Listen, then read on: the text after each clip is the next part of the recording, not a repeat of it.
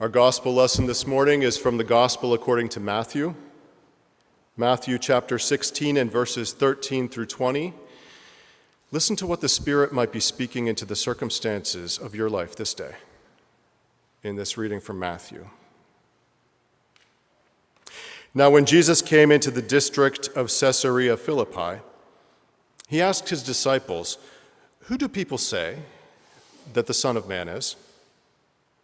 And they said, "Some say John the Baptist, but others Elijah. Still others Jeremiah or one of the prophets." He said to them, "But who do you say that I am?" Simon Peter answered him, "You are the Messiah, the Son of the living God." And Jesus answered him, "Blessed are you, Simon, son of Jonah, for flesh and blood has not revealed this to you, but my Father in heaven. And I tell you, you are Peter, and on this rock I will build my church, and the gates of Hades will not prevail against it. I will give you the keys of the kingdom, and whatever you bind on earth will be bound in heaven, and whatever you loose on earth will be loosed in heaven." Then he sternly ordered his disciples not to tell anyone that he was the Messiah. May God bless to our understanding this reading from God's holy word. And to God's name be glory and praise. You know, it's a fair question.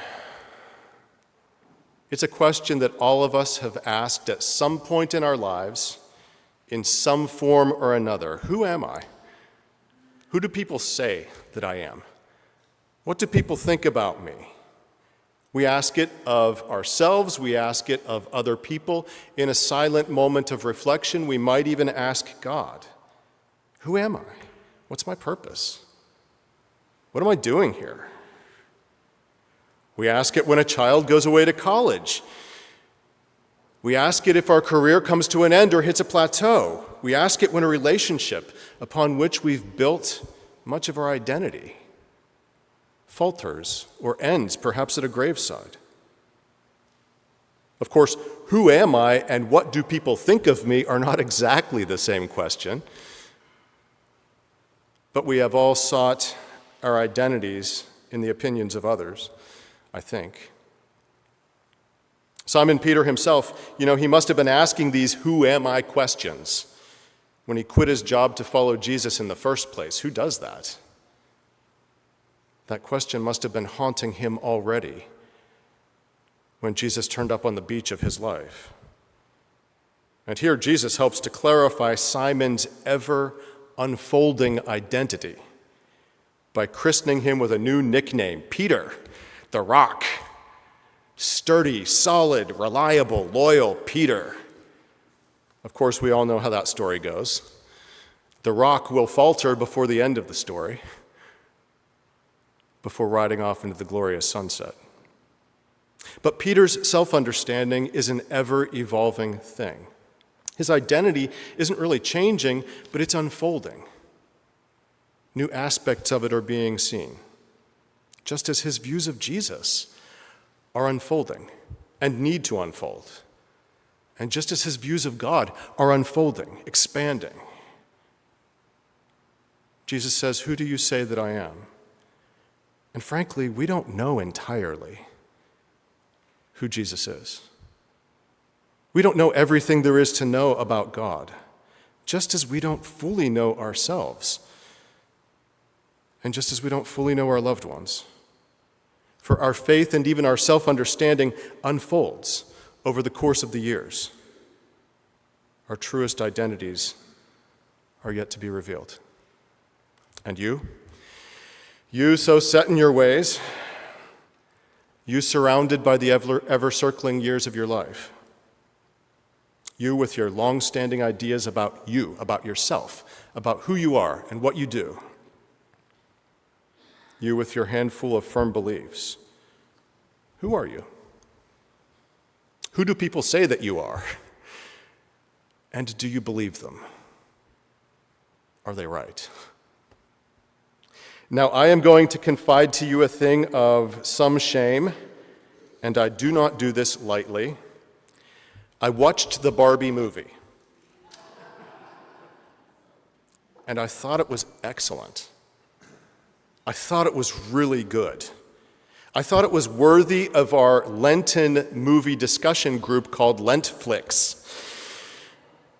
In fact, I'm thinking about seeing it again just to pick up on all the wit and the wisdom that I missed the first time around, because it comes at you pretty fast. If by chance you have not heard yet, Mattel came out with a movie about Barbie dolls, which did not appeal to me in the slightest. When my daughters were very small, they shared one infernal singing Barbie doll, which may have been given to them by their grandparents, I don't remember, and which tragically disappeared. They might have found it when they tore that house down. Now, I like movies with some heft, with some, emotional weight, with some gravitas. And I did not believe that Barbie could deliver on those things. But it did. And in a big way. This is not a movie for little girls, nor for any child. In some ways, the film feels like Mattel's prayer of confession for causing generations of women to starve themselves and feel bad about their bodies. But more than that, it is a movie about identity. Where do our identities come from? What happens if the world is wrong about who we are? What happens if I'm wrong about who I am? And if our identities are harming us, if we're trying to live out the wrong identity, can we change? Should we change? Well, I promise that I will not spoil the movie for you because you really ought to watch it. But let me give you the gist of it just briefly without getting into all the details that make it so good. Standard Barbie, and that's what she's called, Standard Barbie, wakes up in her Malibu beach house in Barbie Land, and she sings the song of her life. She puts on her high heel slippers. That's funny. And she drinks from her empty coffee cup, which has nothing in it. And all the many historical, actual versions of the Barbie doll live all around her in a cluster of happiness and, well, emptiness. And life is an endless pajama party, with Ken doll lingering along the fringes. But amid the shallow mirth of her life, Standard Barbie begins to have what the movie calls irrepressible thoughts of death. Irrepressible thoughts of death in Barbie Land. It brings the party to a halt on a few occasions. It's a real buzzkill. And then she wakes up one day to find that she has cellulite on her legs and bad breath. And her feet have changed somehow. Her heels can suddenly touch the ground. They've gone flat like human feet. The tormented hermit Barbie, known as Weird Barbie, played hilariously by Kate McKinnon of Saturday Night Live fame, advises Standard Barbie, the problem is the girl who's playing with you. She's sad. You have to go to the real world, find this girl, and bring her comfort. That's the only solution. All the other Barbies tell her, oh, you are going to be such a hero in the real world. They love us there. We made life good for women and children, and girls, for women and girls in the real world. We really revolutionized society in the real world. Every woman you meet will thank you for what we've done for women. And so, with Ken stowing away in the backseat of her toy convertible sports car, she heads off for the real world. And the real world makes her cry for the first time ever. And it is not an endless pajama party. People laugh at her clothes, for one thing. They do not greet her as a hero. Some people actually resent her. She's not received in the real world the way she thought she would be, and it makes her wonder who she is, and if her existence has been a good thing or a bad thing. In the meantime, the men who run Mattel are out to catch her and put her back in her box, and Ken learns about the patriarchy and stages a coup. But in the end, Barbie decides who she is and who she is not, and who she is no longer willing to pretend or try to be. And she helps everyone else to do the same. Her identity can unfold. It can expand. She does not have to be the toy that the world told her she is. Now, even as I retell that story, it sounds a little bit silly, I know. And every male character in the movie is an absolute dullard, which is just paybacks for all the many other films down through history which depicted women as dullards and helpless. And so you can't be offended by it. But it is a very funny and clever and poignant movie. It's a commentary on modern society, how we fall into these roles that have been appointed to us, how we take on these sometimes unhealthy identities, and we rarely question them, how we live according to what people think about us or what we think they think about us. We live according to their expectations, and how our truest identities, and here I diverge from the movie a little, our truest identities are God-given, not assigned by a world that wants us to play a part or to be a toy. Who do people say that you are? How do they label you? When they look at you, what do they see? Do they see an old person, a widow, a widower, a successful career person, a woman, a soccer mom? What do people see when they look at you? This thing, that thing, and whatever thing it is, it comes with all kinds of expectations about how you're supposed to act in the world, who you're supposed to be. Who do people say that you are? And are you buying it? Is it working for you? Is it the person that God created you to be? Now I know that all of you are tired of me trumpeting the superior glories of the Gospel of Mark. But we just read Matthew's version of an older story which appears first in Mark, the story known as the Confession of Peter, when Peter confesses who he believes Jesus to be. Frankly, and I know I'm prejudiced, but I think Mark's version is clearer on all of this. For one thing, in Mark's version, this story appears at the dead geographic center of the book, the dead center. And the whole question of Mark is, who is Jesus? It's beautiful symmetry. And for Mark, the whole book hangs on that question. And in Mark, Peter's answer is not exactly right. It's not the answer Jesus really wanted to hear. In Mark, Peter calls Jesus the Christ, the Messiah. But for Mark, what the answer he really wanted is Son of God, child of God. And the only person who gets that answer right is the Roman centurion, and it takes the crucifixion for him to see it. But Matthew wants to emphasize something else altogether. Matthew emphasizes Jesus' Jewishness, and so his telling of the same event dwells upon Jesus' role as the Christ, the Messiah. Interestingly, John, another gospel writer altogether, John wants to emphasize yet another dimension of Jesus, which is to say, his oneness with God. And so think about that. For Matthew, Jesus is the Messiah. For Mark, Jesus is the child of God. And for John, Jesus, in some sense, is God. Now, I am a lover of the Bible, and I do not wish to criticize its richness. But if three different gospels can all highlight three separate aspects of Jesus' identity, his role, not exactly disagreeing with each other, but certainly not towing a uniform party line, if they can all emphasize three different aspects of Jesus, then what does it suggest to you? To me, at least, it suggests that we all see in Jesus the thing that we need. It suggests to me that we all find in Jesus the Jesus that we need Jesus to be. You know, scholars of the historic Jesus, Jesus of Nazareth, not the Christ of faith, but the Jesus of history,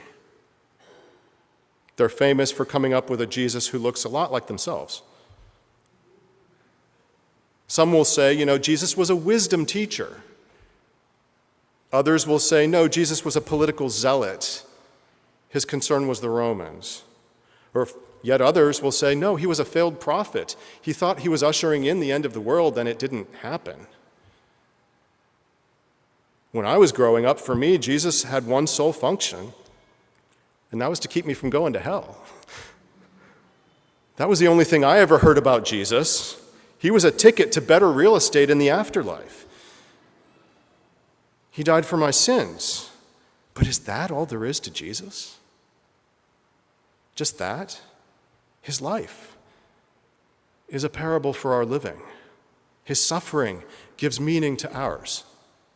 His words are poetry for our prosaic lives. His actions are inspirations for ours. His love, his grace, his eating with outcasts, his dying, his rising to new life, his forgiving that so-called rock who denied him. Jesus is more than we know. Jesus is more than we have imagined. We will always reduce him like a Barbie doll, like a toy, to the thing we want him to be, maybe even at our worst to a mascot for our team. We'll find ourselves in him, which is both bad and good. But his identity unfolds to those who will journey with him down through the years. A great tragedy of the Christian faith is that we have pretended that we know all there is to know about God and about Jesus, and maybe even about ourselves. Christianity offers a lot of easy answers about God and humankind. But this is a mystifying thing about the mystery we have called God, about Christ, about faith, and about our own identities. They will unfold for us in ways that we do not expect and maybe do not want. They will unfold. It's not that they change, but the light and the shadow around them changes, and our perception of them changes. They expand. The years cause us to find things in God and in ourselves that we did not see before. And when this happens, as it will, we must let go of those identities that we or others have imposed on God or on ourselves. If the Gospels themselves are not completely aligned on just exactly who Jesus is or what his most important qualities are, then it's okay for us to experience him differently as the seasons of our life change. And it's okay for our own identities to unfold. In fact, it's right and it's good that they do. Carlo Rovelli is an Italian physicist, and he writes the most beautiful books about physics. They're elegant, they're graceful books, little books, about the science of physics and how it relates to human life. I have read 2 of his books, and I have to admit that I was just as stymied at the end of them as I was at the beginning. They're supposed to be written at a popular level, for the general reader, but I found them nearly incomprehensible. His small book, The Order of Time, took me the entire summer to read. I started in mid-June and finished in mid-August. But in this book, he tries to explain that time is an illusion, that there is no universal now. You can't say right now here is the same as the now someplace else in the universe. That the seeming passage of time is in fact due to the movement of all things, and that movement isn't equal in all places. He's quite the philosopher. He uses literature and mythology and music and history to illustrate his scientific data. I think he'd actually make a pretty good preacher if he could simplify his concepts just a little. Someone else would have to do the children's sermon. Rovelli says this: the world is not a collection of things. It is a collection of events. The world is not a collection of things.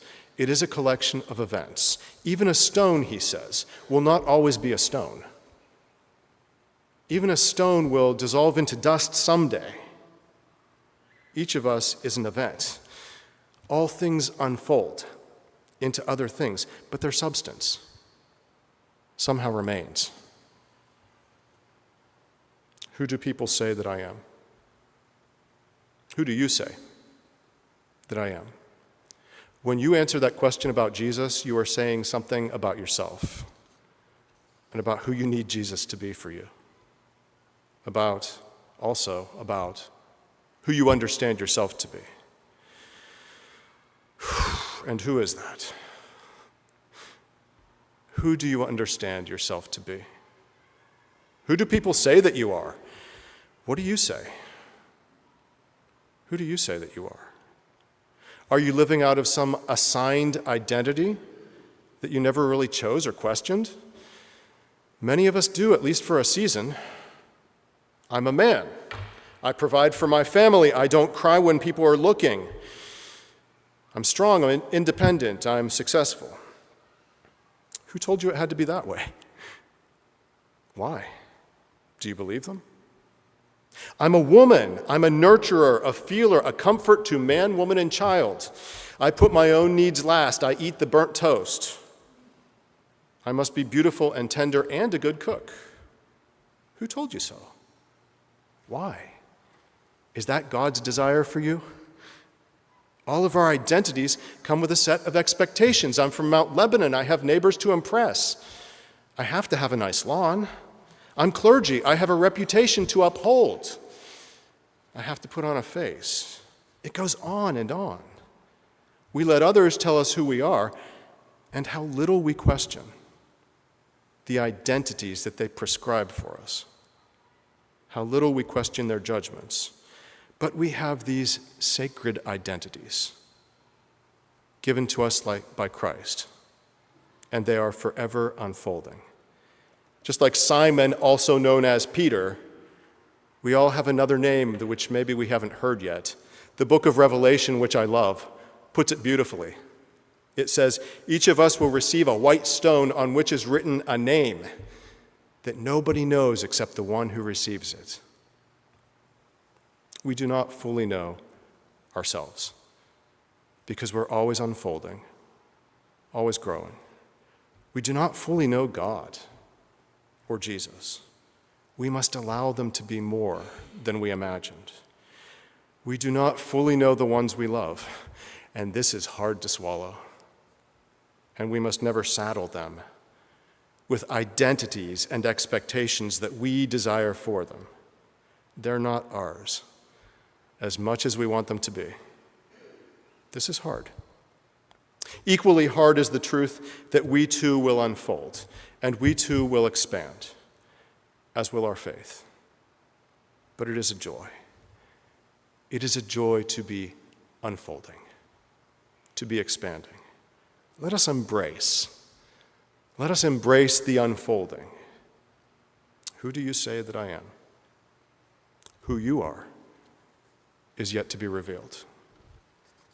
Amen.